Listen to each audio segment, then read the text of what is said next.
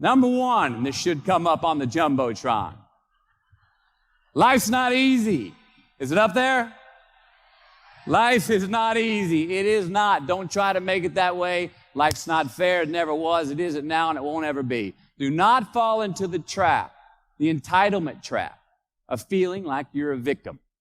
You are not. Get over it and get on with it. And yes, most things are more rewarding when you break a sweat to get them. Number two, I love this one. Unbelievable is the stupidest word in the dictionary. Should never come out of our mouths. Think about it.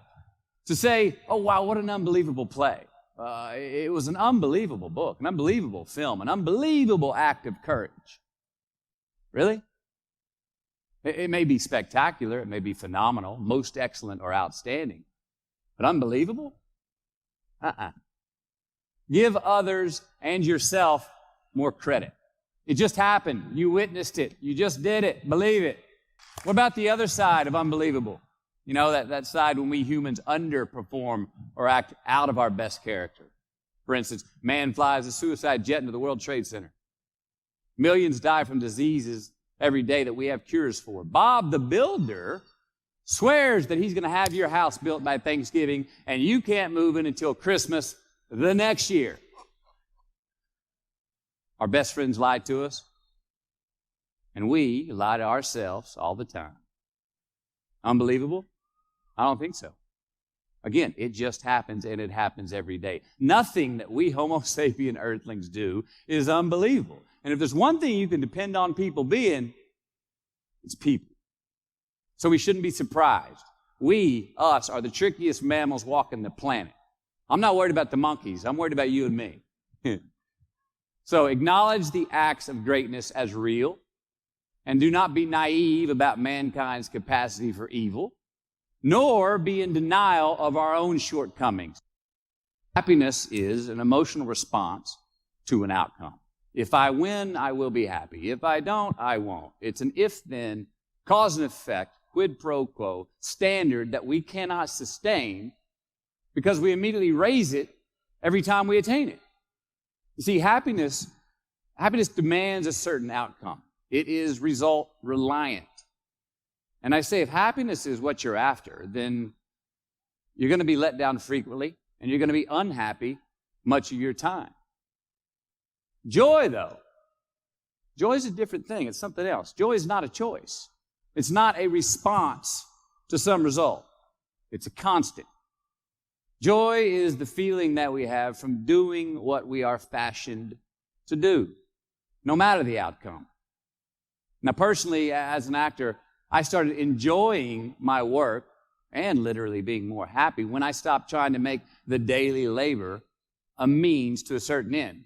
For example, I need this film to be a box office success.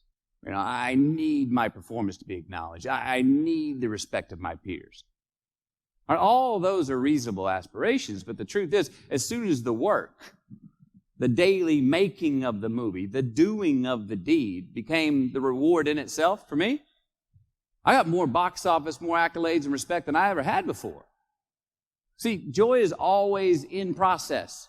It's under construction. It is in constant approach, alive and well in the doing of what we're fashioned to do and enjoying it. Number 4, define success for yourself. Now check this out. I'm in south of New Orleans a few years ago, and I went to a voodoo shop. And they had this wooden partition against the wall with these columns. And in these columns were all these vials of these magic potions, right?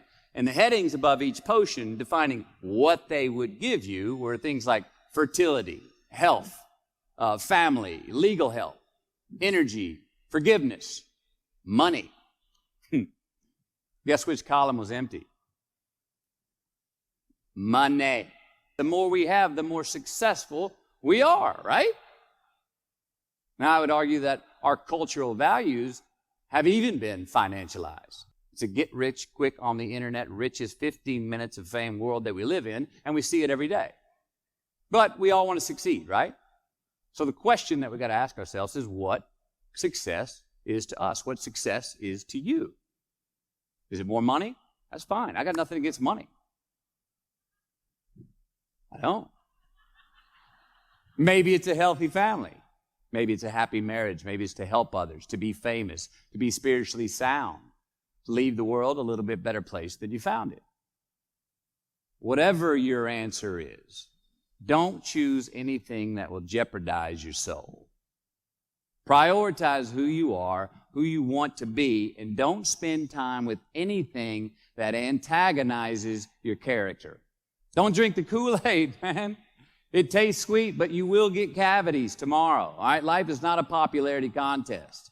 Be brave, take the hill, but first answer that question, what's my hill? Well, for me, it's a measurement of 5 things. We got fatherhood. We got being a good husband. We got my health, mind, body, and spirit. We got career, and we got friendships. These are what's important to me in my life right now. So I try to measure these 5 things each day. For instance, sometimes say my career's rolling. All right, it's way up here in the black, but I see how my relationship with my wife maybe could use a little bit more of my attention. I got to pick up the slack on being a better husband. Get that one out of the red. Or say my spiritual health could use some maintenance. It's down here, but hey, man, my friendships and my social life, they're in high gear, right? I got to recalibrate. Checks and balances. I got to go to church. Remember to say thank you more often, something. But I got to take the tally because I want to keep all 5 in healthy shape. And I know that if I don't take care of them, if I don't keep up maintenance on them, one of them is going to get weak, man. So first, we have to define success for ourselves. And then we have to put in the work to maintain it. I mean, let's admit it. We've all got 2 wolves in us, a good one and a bad one. And they both want to eat. The best I can tell, we just got to feed that good one a little more than the other one. Here we go. Number 5. Process of elimination is the first step to our identity. AKA, where you are not is as important as where you are. All right, 1992, I got my first job as an actor. 3 lines, 3 days work in a film called Dazed and Confused. All right. All right, all right, all right. So this director of that film, Richard Linklater, he kept inviting me back to set each night, putting me in more scenes, which led to more lines, all of which I happily said yes to. I mean, I'm having a blast. People are telling me I'm good at what I'm doing, and they're writing me a check for $325 a day. I mean, hell yeah, give me more scenes. I love what I'm doing. Well, by the end of the shoot, by the end of the film, those 3 lines had turned into over 3 weeks' work, and it was mine. It was Wooderson's 1970 Chevelle that we went to go get Aerosmith tickets in, man. Yeah, it was badass.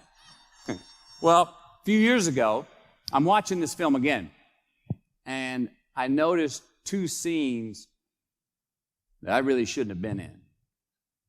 In one of these scenes, my character Wooderson, I exit screen left to head somewhere, and then I re-enter the screen and to double check if any of the other characters wanted to go with me. Now, in rewatching the film, and you'll agree if you know Wooderson, Wooderson's not a guy who would ever say, later, and then come back to see if you were sure you didn't want to go. Now, when Wooderson leaves, Wooderson is gone. He does not stutter, step, flinch, rewind, ask twice, or solicit. You know what I'm talking about. Wooderson has better things to do, like liking those high school girls, man, because I get older and they stay the same age. My point is, I should not have been in that scene. Shouldn't have come back. Should have exited screen left and never come back. It is just as important where we are not as it is where we are. Look, the first step that leads to our identity in life is usually not, I know who I am. I know who I am. That's not the first step. The first step's usually, I know who I am not. Process of elimination. Defining ourselves by what we are not is the first step that leads us to really knowing who we are.